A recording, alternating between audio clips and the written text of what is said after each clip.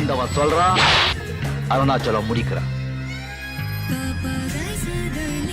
இந்த இயக்கம் நல்ல பாதையில் வெற்றிகரமாக பயணிக்க வேண்டும் என்ற நல்ல எண்ணத்தோடு கழகத்தில் பல்வேறு சட்ட விதிகளை வகுத்து அதை தன்னுடைய காலம் வரை புரட்சித் தலைவர் அவர்கள் அதை நிறைவேற்றி வந்தார்கள். மாண்புமிகு அம்மா அவர்களும் கழகத்தினுடைய சட்ட விதிகளை, புரட்சித் தலைவர் இயற்றி தந்த சட்ட விதிகளை காப்பாற்றி மாண்புமிகு அம்மா அவர்களும் தன்னுடைய காலம் வரை நிறைவேற்றினார்கள் என்பதுதான் வரலாறு. கழகத்தில் பல்வேறு சட்ட விதிகள் இருக்கிறது.